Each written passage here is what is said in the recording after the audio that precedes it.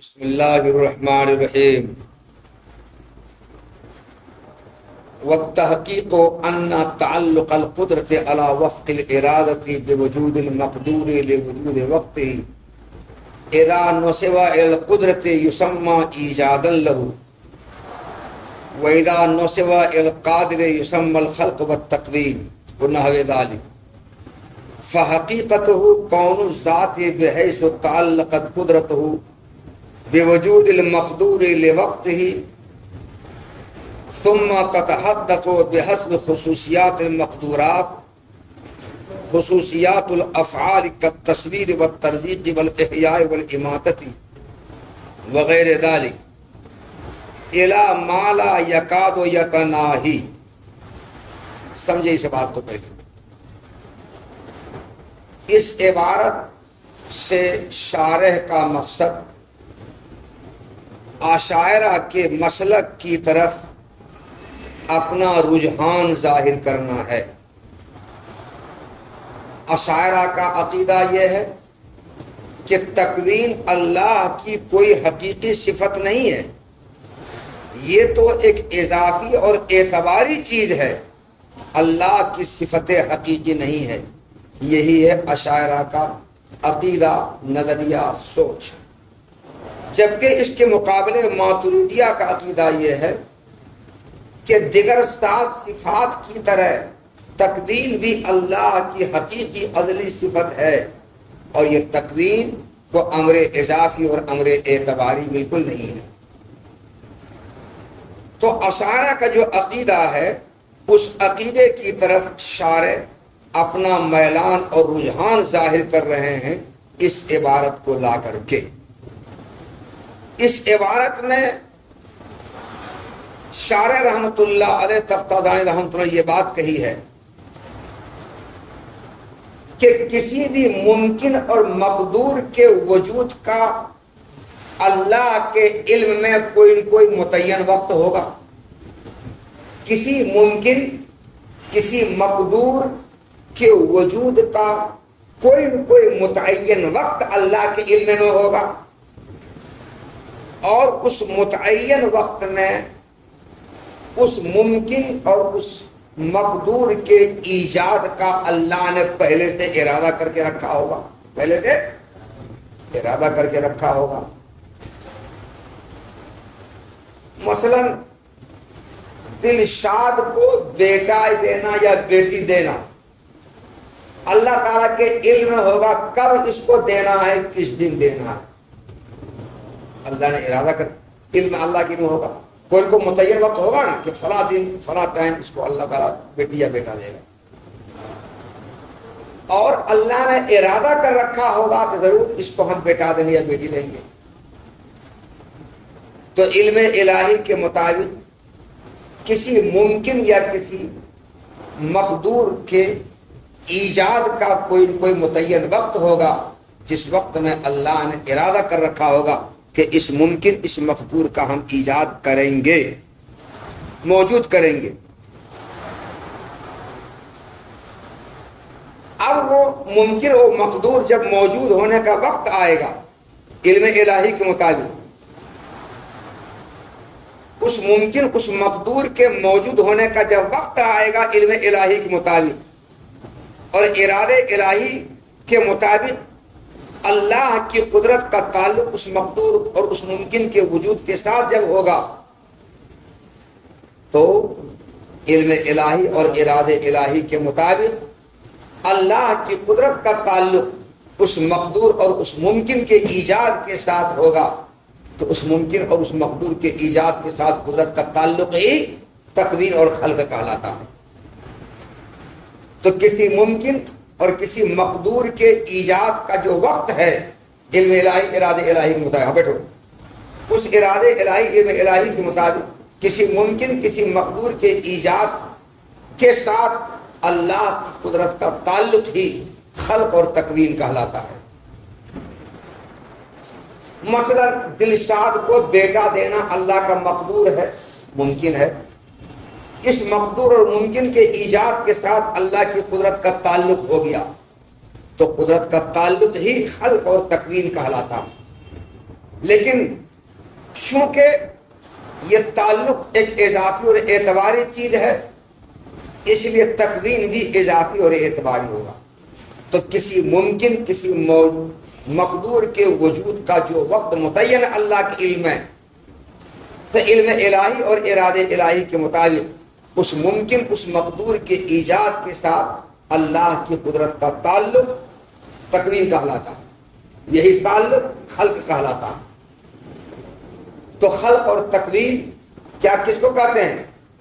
کسی ممکن، کسی مقدور کے وجود کے ساتھ اللہ کی قدرت کا تعلق، یہ خلق و تکوین کہلاتا ہے۔ کسی ممکن، کسی مقدور کے ایجاد کے ساتھ اللہ کی قدرت کا تعلق خلق و تکوین کہلاتا ہے۔ تو تعلق تو خلق و تکوین ہے، کس کے تعلق کو؟ اللہ قدرت تعلق ہو کس کے ساتھ؟ ممکن اور مقدور کے ایجاد کے ساتھ۔ اور تعلق چونکہ امر اضافی اور امر اعتباری ہے، اس لیے خلق و تکوین بھی امر اضافی، امر اعتباری ہوگا۔ اب اللہ تعالیٰ کی قدرت کا تعلق مختلف ممکنات اور مقدورات کے ایجاد کے ساتھ ہوتا ہے۔ تو ان مختلف اور متعدد ممکنات اور مقدورات کے ساتھ اللہ کی قدرت کا تعلق ہونے کے اعتبار سے اس کے الگ الگ نام رکھے جاتے ہیں، الگ الگ نام۔ مثلا رزق اللہ کا مقدور اور ممکن ہے اللہ کے لیے، اور اللہ کے یہ ممکن رزق دینا ممکن ہے اور اللہ کا مقدور بھی ہے۔ تو رزق کے ایجاد کے ساتھ اللہ کی قدرت کا تعلق ترزیق کہلاتا ہے۔ صورت کے ایجاد کے ساتھ اللہ کی قدرت کا تعلق تصویر کہلاتا ہے، اور صورت میں تو مقدور ممکن ہے۔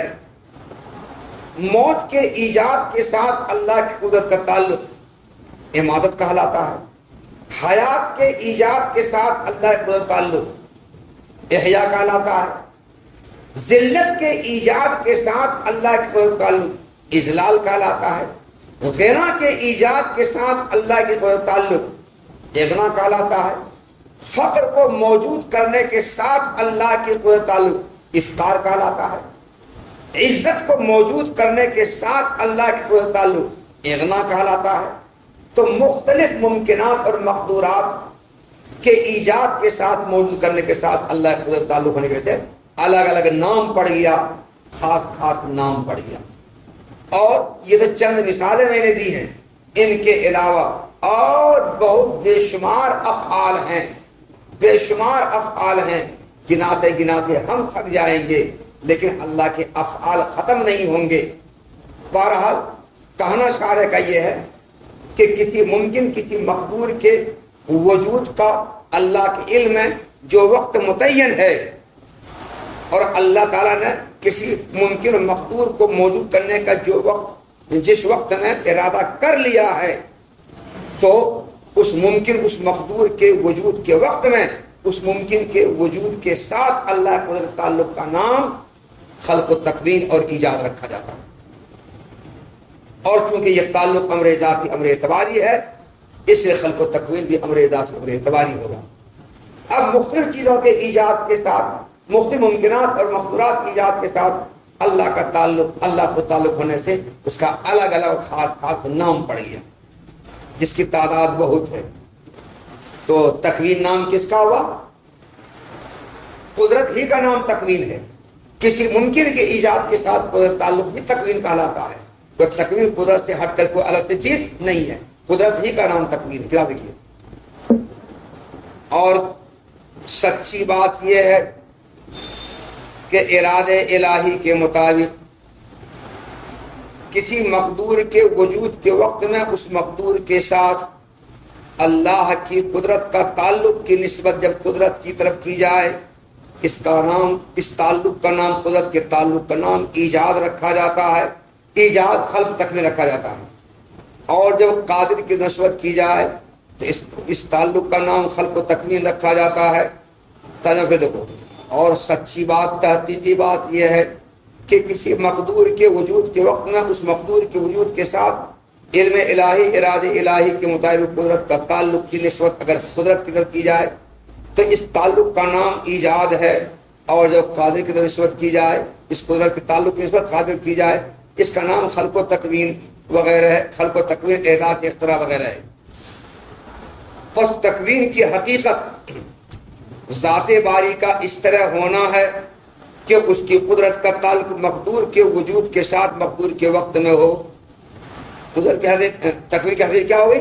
پس تکوین کی حقیقت ذات باری کا اس طرح ہونا ہے کہ مقدور کے وجود کے ساتھ مقدور کے وجود کے وقت میں اس کی قدرت کا تعلق ہونا ہے. یہی ہے تکوین کی حقیقت. پھر خاص خاص مقدورات کی وجہ سے خاص خاص افعال متحقق ہوتے ہیں. خاص خاص مقدورات کی وجہ سے خاص خاص افعال متحقق ہوتے ہیں. جیسے تصویر ایک فعل ہے، ترغیب ایک فعل ہے، احیاء ایک فعل ہے، امادت ایک فعل ہے، وغیرہ وغیرہ. افقار، اغناء، اذلال، اعزاز، یہ سب افعال ہیں.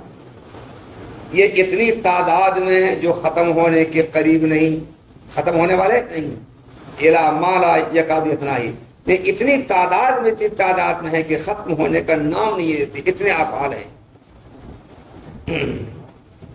وَأَمَّا كَوْنُ كُلٍّ مِّن ذَلِكَ صِفَةٌ حَقِيقِيَّةٌ عَدْلِيَّةٌ فَمِمَّا تَفَرَّدَ بِهِ بَعْضُ عُلَمَاءِ مَا وَرَاءِ النَّهْرِ وَفِيهِ تَخْفِيفٌ لِلْقُدَمَاءِ جِدًّا وَإِن لَّمْ يَكُن مُتَغَايِرَةً وَالْأَقْرَبُ مَا ذَهَبَ إِلَيْهِ الْمُحَقِّقُونَ مِنْهُمْ وَهُوَ أَنَّ مَرْجَعَ الْكُلِّ إِلَى التَّكْوِينِ فإنه إن تعلق بالحياة يسمى إحياء وبالموت إماتة وبالصورة تصويرا وبالرزق ترزيقا إلى غير ذلك فالكل تكوين إنما الخصوص بخصوصية التعلقات. اشاعرہ نے کیا کہا کہ مختلف مقدورات اور ممکنات کے ایجاد کے ساتھ اللہ کی قدرت کا تعلق جو ہے اسی تعلق کو تکوین کہا جاتا ہے. مختلف ممکنات اور مقدورات کے ایجاد کے ساتھ اللہ کی قدرت کا تعلق تکوین کہلاتا ہے. اور مقدورات اور ممکنات بہت ہیں، تو جتنے ممکنات مقدورات ہیں ہر ایک کے ایجاد کے ساتھ اللہ کا تعلق تکوین کہلائے گا. اور چونکہ مقدورات اور ممکنات بہت ہیں تو ان بہت ہونے کے اعتبار سے افعال بہت متحقق ہوتے ہیں، تکوین بہت متحقق ہوگا، خلق بہت متحقق ہوگا. اب یہاں سے یہ بیان کر رہے ہیں یہ تصویر، ترغیب، احیاء، اماتت، افقار، اذلال، اغناء، اعزاز وغیرہ وغیرہ. بعض لوگوں نے یہ کہا ہے کہ یہ تمام کے تمام جتنے افعال میں نے گنائے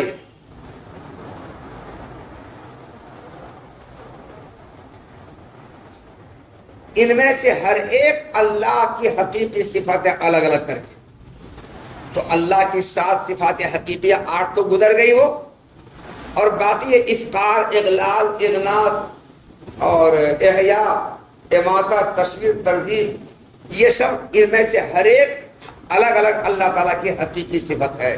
تو 8 وہ 5 6 7 8 9 اس طرح سے بڑھتے جائے گا بڑھتے جائے گا بڑھتے جائے گا. تو بعض علماء نے یہ کہا کہ یہ سب کے سب اللہ تعالیٰ کی حقیقی صفاتیں الگ الگ کر دیں. یہ کس نے کہا؟ بعض علماء ماوراء النہر نے کہا، اور بعض علماء ماوراء النہر اس قول میں وہ منفرد تنہا ہیں، ان کے ساتھ اور کوئی نہیں ہے. لیکن شارح رحمۃ اللہ علیہ کہتے ہیں کہ علماء ماوراء النہر کا یہ کہنا کہ یہ سارے افعال میں سے ہر ایک اللہ کی حقیقی ازلی صفت ہے، اس کہنے میں قدمہ کی بہت زیادہ تکثیر لازم آتی ہے.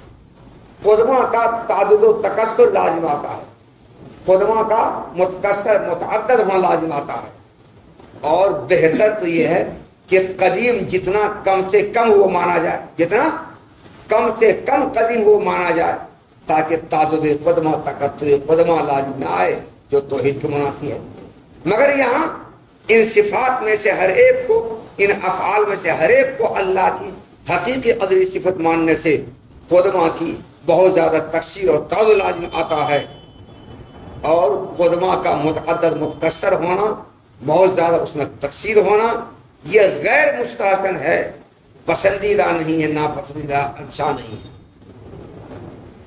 اب ایک سوال، مانا ہم نے کہ ان میں سے ہر ایک کو الگ الگ صفات ماننے سے، حقیقی ازلی صفت ماننے سے قدمہ کی تقصیر لازم آتی ہے، مانا ہم نے۔ اور آپ نے کہا کہ قدمہ کی تقصیر غیر مستحسن ہے، ناپسندیدہ آپ نے کہا، مگر مطلقاً تعدد قدمہ تکثر قدمہ غیر مستحسن اور غیر پسندیدہ نہیں ہے، بلکہ قدمائے متغیرہ کا متعدد متکثر ہونا یہ ناپسندیدہ ہے، یہ مکروہ ہے، یہ غیر مستحسن ہے۔ مطلق تعدد قدمہ تکثر قدمہ غیر مستحسن نہیں ہے۔ تو اب یہ جتنے صفات اللہ کے الگ الگ مان لیے گئے، مانا ہم نے کہ صفات متعدد متکثر ہو گئے، مگر ان صفات میں چونکہ آپس میں تغایر نہیں ہے، مغایرت نہیں ہے، اس لیے اس میں تعدد تکثر لازم نہیں ہے، اس سے کوئی ناپسندیدہ غیر مستحسن بات نہیں ہوگی۔ یہ سوال کھڑا ہو، جواب اس کا یہ ہے کہ گرچہ تکثر قدمہ تعدد قدمہ جب تک ان میں آپس میں تغایر نہ ہو تو ناپسندیدہ اور غیر مستحسن نہیں ہے، مانا ہم نے اس بات کو، مگر تغایر نہ ہونے کے باوجود کچھ نہ کچھ تو غیر مستحسن ہے، صاف شفاف تو بالکل نہیں ہے، کچھ نہ کچھ اچھا نہیں ہے، اس لیے ان قدمہ کے درمیان گرچہ مغایرت نہیں ہے مگر پھر بھی قدمہ کی تقسیم اور تعدد یہ غیر مستحسن ہے، اچھا نہیں، بہتر نہیں ہے۔ اس لیے یہ نہ کہا جائے کہ ان صفات میں سے ہر ایک اللہ کی صفت ہے، یہ نہ کہا جائے۔ تو بعض علماء ماوراء النہر کے مقابلے میں محققین ماتریدیہ کا یہ کہنا ہے، اور بعض علماء ماوراء النہر وہ بھی ماتریدیہ ہی ہے، وہ بھی ماتریدیہ ہی ہے، مگر ان کے مقابلے میں بعض علماء ماتریدیہ کا یہ کہنا ہے کہ تصویر، ترجیح، احیاء، اماتت، اذلال، افقار، اغنا یہ سبھی تکوین ہی ہے، یہ سب تکوین ہے، سب کا خلاصہ، سب کا مرجع تکوین ہے۔ یہ تمام کے تمام مستقل طور پر الگ الگ صفات نہیں ہیں، علیحدہ علیحدہ الگ الگ مستقل طور پر صفات بالکل نہیں ہیں، بلکہ سب تکوین ہی ہے، سب کا مرجع، سب کا حاصل، سب کا خلاصہ تکوین ہی ہے۔ البتہ تکوین کا تعلق حیات کے ساتھ ہونے سے، اس تکوین کا تعلق حیات کے ساتھ جب ہوا تو اس حیات کے ساتھ تکوین کے تعلق کا نام احیاء رکھا گیا۔ تکوین کا تعلق جب موت کے ساتھ ہوا تو اس تکوین کے تعلق کا نام اماتت رکھا گیا۔ تکوین کا تعلق جب رزق کے ساتھ ہوا تو تکوین کے اس تعلق کا نام ترزیق رکھا گیا۔ تکوین کا تعلق جب موت صورت کے ساتھ ہوا، اس تکوین کے تعلق کا نام تصویر رکھا گیا۔ تکوین کا تعلق ذلت، عزت، فقر، غنا کے ساتھ ہوا، اس تکوین کے تعلق نام افقار، اغنا، اذلال وغیرہ رکھا گیا۔ تو تعلق الگ الگ ہونے کی وجہ سے نام الگ الگ پڑ گیا، ورنہ سب تکوین ہی ہے۔ تکوین کا تعلق الگ الگ چیزوں کے ساتھ ہونے کی وجہ سے نام سب کا الگ الگ پڑ گیا، تو تعلقات کے خاص خاص ہونے کے اعتبار سے نام خاص خاص پڑ گیا، ورنہ یہ سب تکوین ہی ہے۔ تصویر، ترجیح، احیاء، اماتت، افقار، اغنا، اذلال یہ سب کے سب تکوین ہی ہے۔ تو اب دیکھو اشاعرہ اور ماتریدیہ میں کیا فرق ہوا؟ اشاعرہ کہتے ہیں کہ ممکنات اور مقدورات کے ایجاد کے ساتھ قدرت کا تعلق تکوین کہلاتا ہے، اور ماتریدیہ کہتے ہیں کہ ممکنات اور موجودات کے ایجاد کے ساتھ تکوین کا تعلق تکوین کہلاتا ہے۔ قدرت کا تعلق تکوین نہیں بلکہ تکوین کا تعلق تکوین کہلاتا ہے۔ تکوین کا تعلق خلق و ایجاد کہلاتا ہے، قدرت کا تعلق خلق و ایجاد تکوین نہیں کہلاتا ہے۔ دیکھیں وَأَمَّا كَوْنُ كُلٍّ مِّن ذَلِكَ صِفَةٌ حَقِيقِيَّةٌ قَدْرِيَّةٌ فَمِمَّا تَفَرَّدَ بِهِ بَعْضُ عُلَمَاءِ مَا وَرَاءَ النَّارِ، اور بہرحال ان میں سے ہر ایک کا، کن میں سے؟ تصویر، ترجیح، احیاء، اماتت، افقار، اذلال وغیرہ، ان میں سے ہر ایک کا اللہ کی حقیقی ازلی صفت ہونا، تو یہ ایسی بات ہے جس میں علماء ما وراء النار میں سے بعض لوگ منفرد ہیں، اور ان میں سے ہر ایک کو مستقل طور پر الگ الگ صفت ماننے میں قدمہ کی تقصیر لازم آتی ہے، اور بہت زیادہ تقصیر لازم آتی ہے۔ اب اس اعتراض کا جواب کہ تقصیر تو لازم آتی ہے، مگر یہ ان میں سے مگر یہ سب کے سب ایک ہی ہیں، ان میں آپس میں تغایر نہیں ہے۔ تو مطلق تعدد قدمہ تکثر قدمہ یہ خراب اور غلط نہیں ہے، بلکہ قدمہ میں متغایر ہو اور وہ متعدد ہو تو وہاں پر خرابی ہے۔ اس سوال کا جواب، اور اس میں قدمہ کی بہت زیادہ تفصیل لازم آتی ہے، اگرچہ ان قدمہ میں باہم تغایر نہیں ہے پھر بھی، اور اس میں ان قدمہ کی بہت زیادہ تفصیل لازم آتی ہے، تو یہ تفصیل غیر مستحسن ناپسندیدہ ہے، اگرچہ ان قدمہ میں باہم تغایر نہیں ہے پھر بھی ناپسندیدہ ہے، پھر بھی ناپسندیدہ ہے۔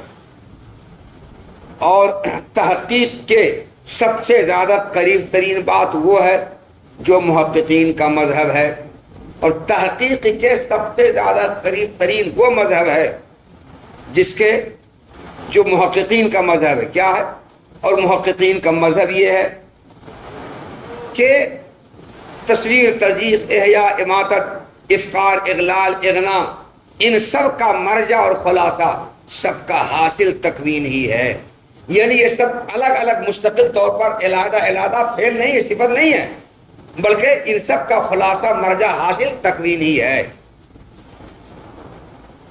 حیات کے ساتھ تکوین کا تعلق ہونے سے نام احیاء رکھا گیا، موت کے ساتھ تکوین کا تعلق ہونے سے اس کا نام امات رکھا گیا، رزق کے ساتھ تکوین کا تعلق ہونے سے اس کا نام رزق ترجیح رکھا گیا، صورت کے ساتھ تکوین کا تعلق ہونے سے اس کا نام تصویر رکھا گیا، وغیرہ وغیرہ، ورنہ یہ سب تکوین ہی ہے۔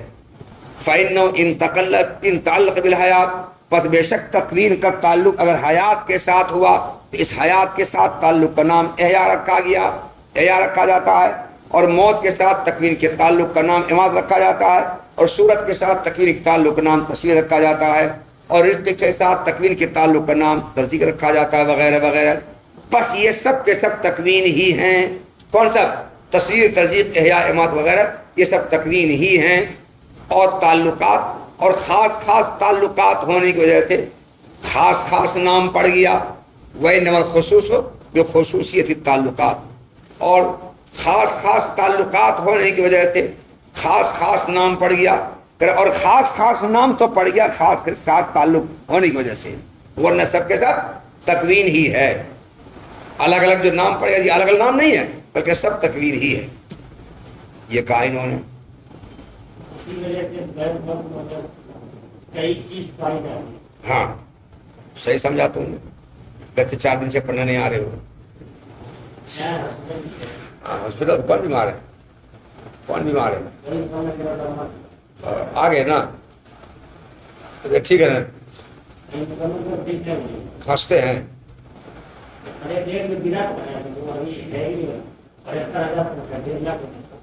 ابھی کتنا ہے؟ 75,000 ہے، بڑھا ہے، ہونا چاہیے 1.5 لاکھ، آدھا اور بڑھنا چاہیے۔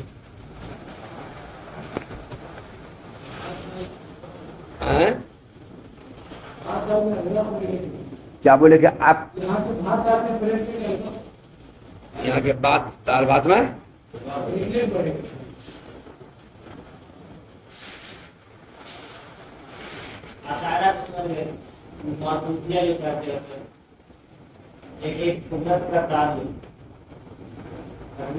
اشارہ کرتے ہیں مختلف ممکنات اور موجودات اور مقدورات کے ساتھ قدرت کا تعلق تکوین کہلاتا ہے۔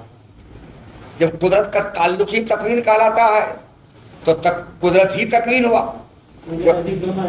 ہاں ان کے قدرت تکوین ایک ہی ہے، قدرت اور ارادہ سے ہٹ کر کے تکوین کو الگ سے چیز نہیں ہے، قدرت ارادہ ہی تکوین ہے، اور معتزلہ کی تکوین الگ ہے۔ مختلف ممکنات اور مقدورات کے ساتھ تکوین کا جو تعلق ہوتا ہے اس تعلق کو تکوین کا ہے، یعنی ایجاد کا تعلق، اللہ کے ایجاد اور خلق کا تعلق تکوین کہلاتا ہے۔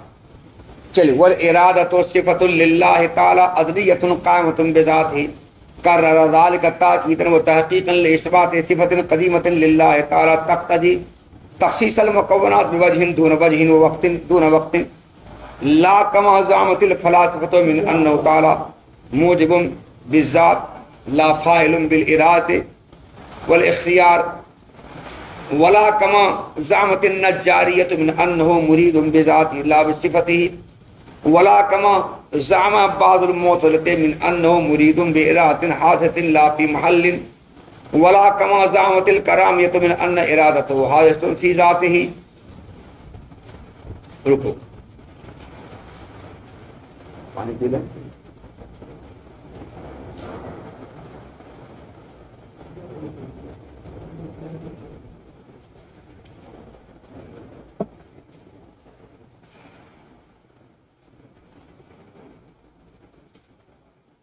متن کے اندر کہہ دیتے ہیں کہ ارادہ اللہ تعالیٰ کی صفت ہے اور یہ ازلی صفت ہے اور یہ اللہ تعالیٰ کی ذات کے ساتھ قائم ہے.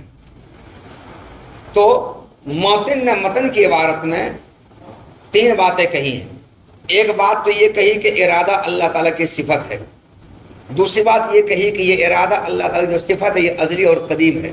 تیسری بات یہ کہی کہ یہ صفت اللہ تعالیٰ کی اللہ کی ذات کے ساتھ قائم ہے.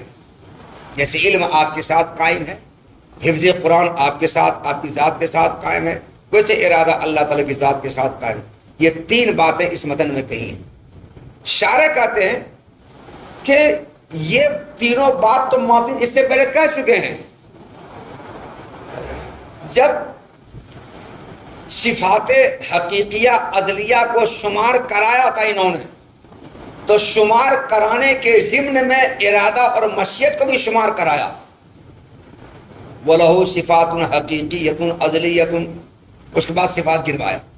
وَلَهُ صِفَاتٌ أَزْلِيَّةٌ وَلَهُ صِفَاتٌ حَقِيقِيَّةٌ أَزْلِيَّةٌ قَائِمَةٌ بِذَاتِهِ, یہ پہلے کہہ چکے ہیں. تو اللہ کی صفات حقیقیہ ازلیہ کو جو شمار کرایا ہے, اس شمار کرانے کے ذیل میں ارادہ کو بھی شمار کرایا ہے. تو ارادہ کو جو شمار کرایا, اس شمار کرانے سے پتہ چل ہی گیا کہ جس طرح دیگر اللہ کے صفات حقیقیہ ہیں, ارادہ بھی صفت حقیقی ہے. دیگر صفات جس طرح اللہ کی ازلی قدیم ہیں, ارادہ بھی ازلی قدیم ہے. دیگر صفات جس طرح اللہ کی ذات کے ساتھ قائم ہے, تو ارادہ بھی اللہ کی ذات کے ساتھ قائم ہے. تو یہ بات تو پہلے معلوم ہو ہی چکی ہے, تو دوبارہ یہاں ماتن نے کیوں بتلایا یہی بات کہ ارادہ اللہ کی صفت ہے, اللہ کی ذات سے قائم ازلی ہے؟ کیوں قائم ہے؟ جواب اشارہ دیتے ہیں تاکیدن و تحقیقاً. کیا جواب دیا؟ تحقیقاً و تاکیدن, تاکید و تحقیقاً. ارادہ کا اللہ تعالیٰ کی صفت ہونا, ازلی ہونا, قدیم ہونا, اللہ کی ذات سے قائم ہونا گرچہ ماقبل میں معلوم ہو ہی چکا ہے, لیکن دوبارہ پھر اس کو بیان کیا اس لیے تاکہ اس بات کو آپ کے ذہن میں اللہ مؤکد کر دے, ٹھوس کر دے, محقق کر دے, ثابت کر دے, گھسا دے. جیسے تم اپنے گھر سے جب چلتے ہوگے جامع رحمانی کے لیے, تمہاری ماں, بہن, باپ, بھائی کہتا ہوگا ٹھیک سے رہنا, صحت کے ساتھ رہنا, جانے بعد فوراً فون کرنا, لڑائی جھگڑا مت کرنا, صحت کا خیال رکھنا, محنت سے پڑھنا. ایک بار کہہ دیا, پھر دوبارہ 2-3 منٹ کے بعد, پھر 5 منٹ کے بعد, پھر 4-5 منٹ کے بعد, جب تک کہ تمہاری گاڑی وہاں سے کھل نہیں جائے گی, نکلنے جاؤ گے, آنکھ سے اوجھل نہیں ہو جائے, تب تک تمہاری ماں تم کو دیکھتی رہے گی, بابو جا رہا. جب اوجھل ہو جاؤ گے ان کی نگاہ سے, تب وہ نم آنکھوں کے ساتھ رخصت ہوگی, اپنے گھر کو جائے گی نم آنکھوں کے ساتھ.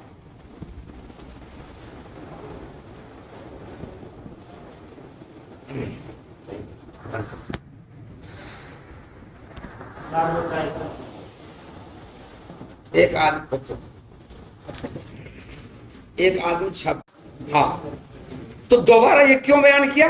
تو کہا انہوں نے تاکیدن و تحقیقاً. کیا کہا؟ اسی بات کو مؤکد اور ٹھوس کرنے کے لیے یہ بات کہ ارادہ اللہ تعالیٰ کی قدیم صفت ہے, اس بات کو ٹھوس اور مضبوط کرنے کے لیے انہوں نے دوبارہ اس کو لایا ہے. دوبارہ ارادہ کی تعریف اس سے پہلے کر چکے ہیں, یہاں پھر کر رہے ہیں. آپ یوں سمجھیے ارادہ کی تعریف کہ اللہ تعالیٰ کہ یہاں ہر موجود اور ہر ممکن, ہر مقدور اور ہر موجود کے وجود کا ایک وقت متعین ہے, وقت بھی متعین ہے, اور ہر ممکن ہر مقدور کو کس صفت کے ساتھ اور کس کیفیت کے ساتھ دنیا میں موجود کرنا وہ بھی اللہ کے یہاں متعین ہے. سعد کو کس وقت بیٹا دینا ہے وہ وقت بھی متعین ہے, اور بیٹا دینا یا بیٹی دینا ہے یا بانج رکھنا ہے وہ بھی متعین ہے، خوبصورت دینا ہے بدصورت دینا ہے وہ بھی متعین ہے، مکار دینا ہے کہ مخلص دینا ہے وہ بھی اللہ کے متعین ہے۔ تو تمام مقدورات اور موجودات کے وجود کا وقت اور ان مقدورات ان موجودات کی کیفیات اور صفات سب کے سب متعین ہیں، سب متعین ہیں۔ مثلا سعد کو اللہ تعالی بیٹا دے گا یا بیٹی اللہ کی متعین ہے، رات میں دے گا یا دن میں دے گا یہ بھی اللہ کی متعین، تو وقت بھی متعین ہے، کیا دے گا وہی متعین ہے، خوبصورت دے گا بدصورت دے گا وہی متعین ہے، سعید دے گا کہ شقی دے گا وہی متعین ہے، سب متعین ہے۔ تو ارادہ نام کس کا ہے؟ کسی مقدور اور ممکن کے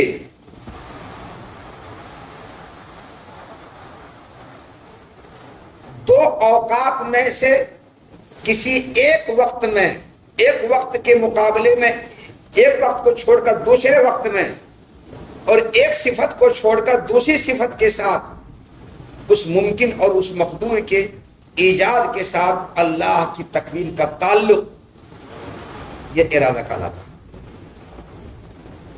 گویا کسی مقدور کسی ممکن کے وجود کے جو چند اوقات ہیں کہ ایک وقت کو چھوڑ کر دوسرے وقت میں اس کو موجود کرنا، اور چند صفات چند کیفیات ہیں تو ایک صفت کو چھوڑ کر دوسری صفت دوسری کیفیت کے ساتھ اس کو موجود کرنا، یہ ارادہ کہلاتا ہے۔ کیا کہلاتا ہے؟ یہ ارادہ کہلاتا ہے۔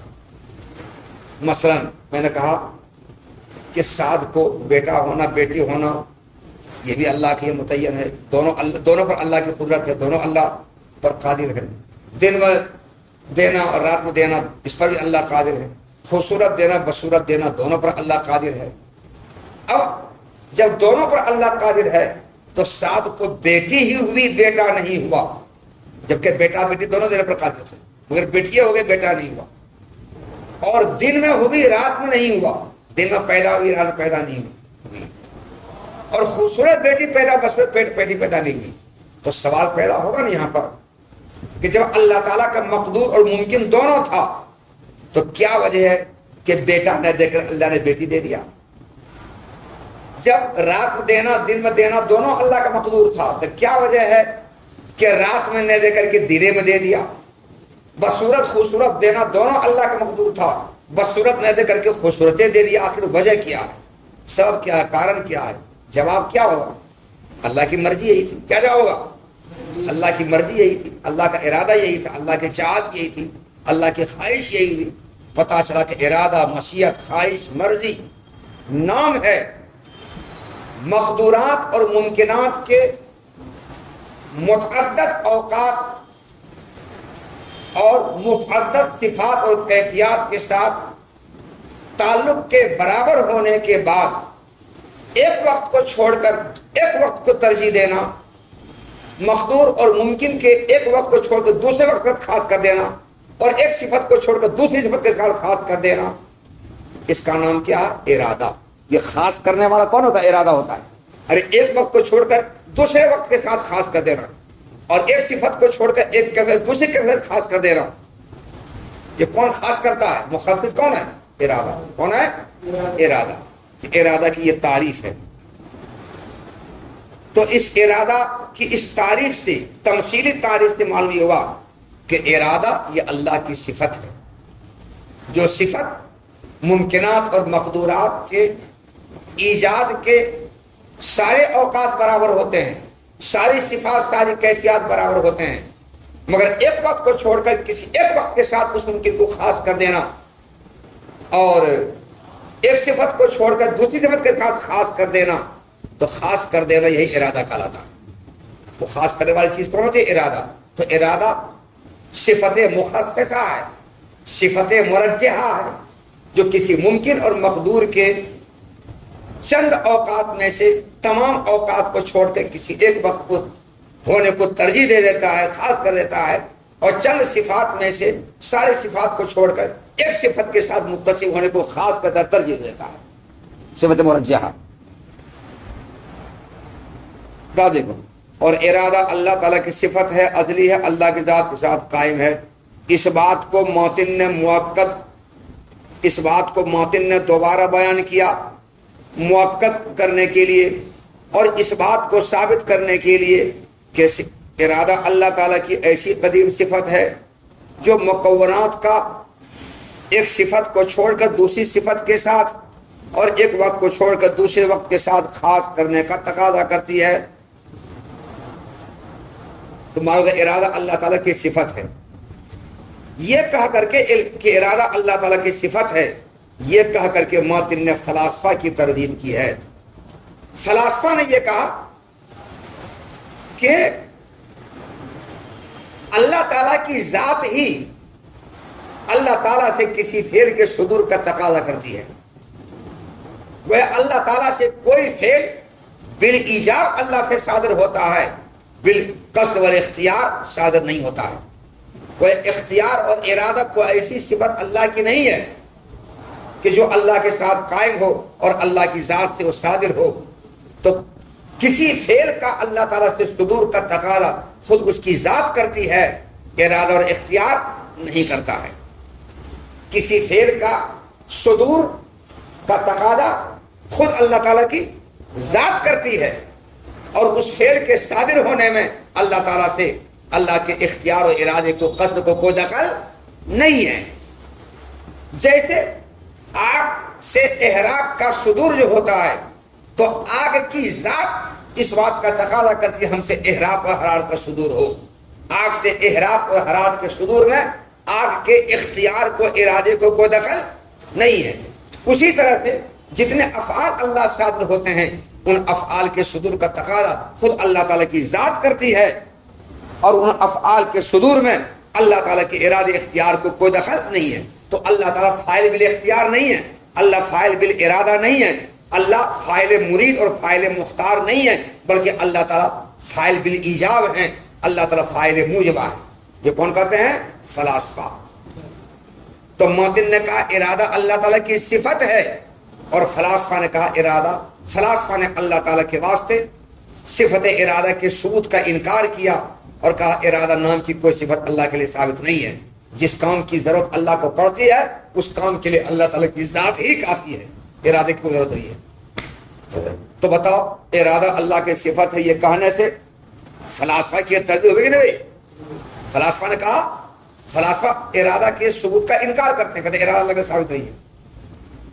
ایسا نہیں جیسا کہ فلاسفہ نے کہا ہے کہ اللہ تعالیٰ فاعل موجب بھی ذات ہیں، ایسا بالکل نہیں ہے.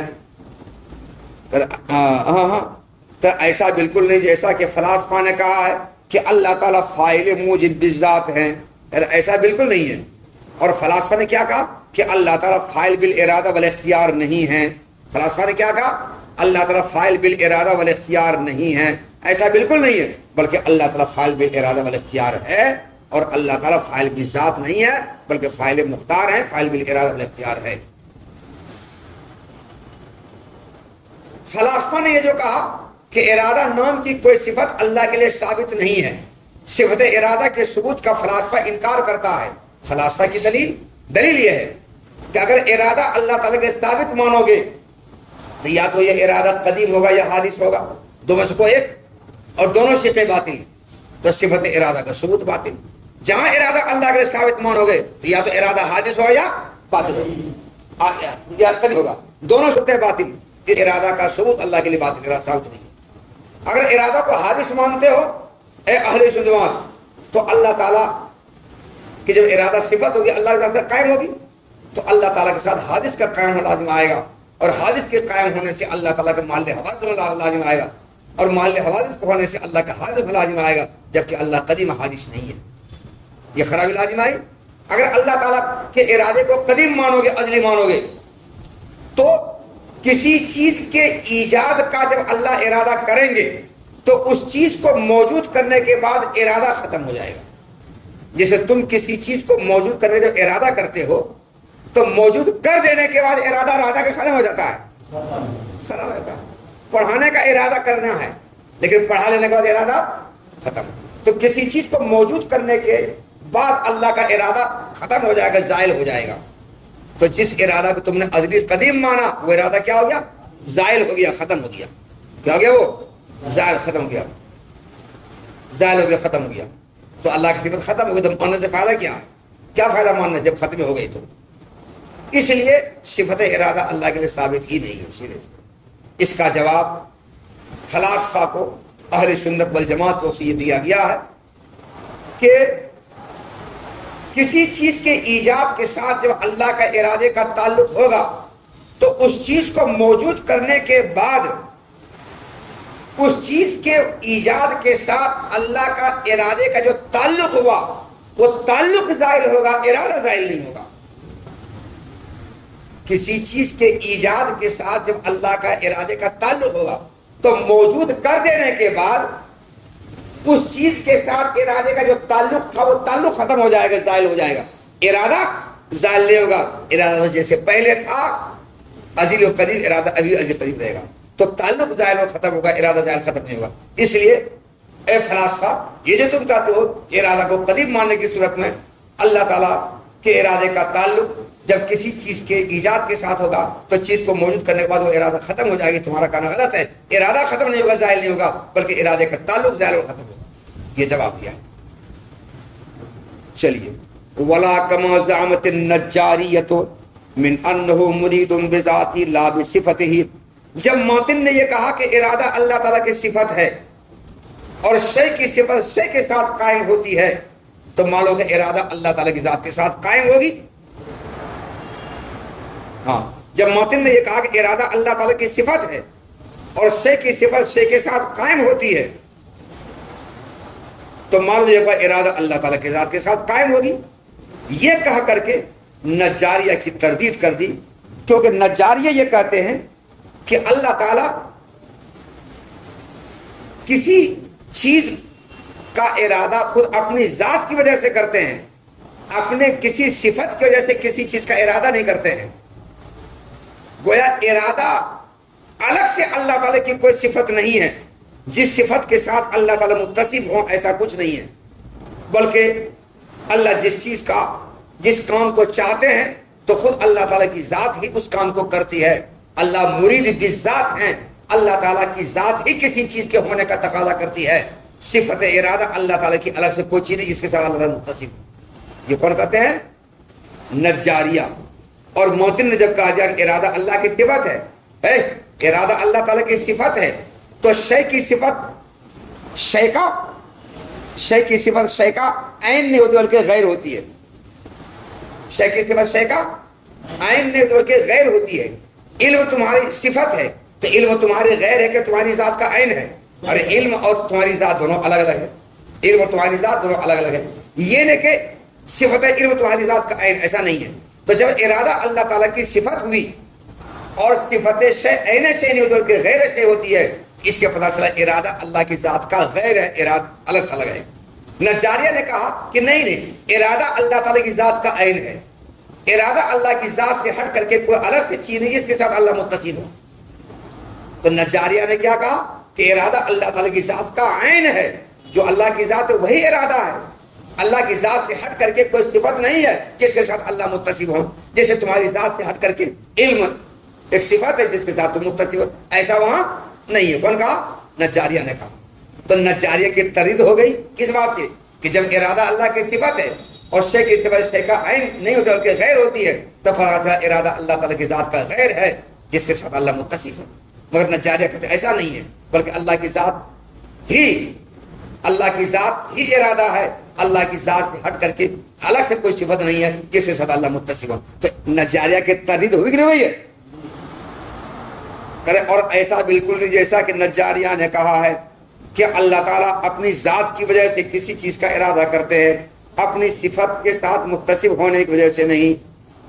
ولا کما زعم بعض المعتزلۃ من انه مرید بارادۃ حادثۃ لا فی محل. اس سے زیادہ بس ایک منٹ اور. بعض معتزلہ کا یہ کہنا ہے کہ ارادہ اللہ کی صفت ہے مگر اللہ کی یہ صفت ارادہ کسی محل اور موصوف کے ساتھ قائم نہیں ہے. اللہ کی صفت ارادہ حادث ہے. کیا ہے وہ؟ اللہ کی صفت ارادہ حادث ہے، مگر وہ کسی محل اور موصوف کے ساتھ اس قائم نہیں ہے. مگر محتن نے کیا کہا؟ ازلیتن. محتن نے کیا کہا؟ اللہ کی صفت ارادہ ازلی اور قدیم ہے، یہ کہہ کر کے معتزلہ کی تردید کی. کیونکہ معتزلہ نے یہ کہا کہ صفت ارادہ اللہ تعالیٰ کی ہے مگر وہ حادث ہے، حادث ہے مگر کسی محل اور موصوف میں حادث نہیں ہے، بلکہ ارادہ بذات خود قائم ہے، کسی محل اور موصوف کے ساتھ قائم نہیں، نہ اللہ کے ساتھ نہ کسی اور کے ساتھ.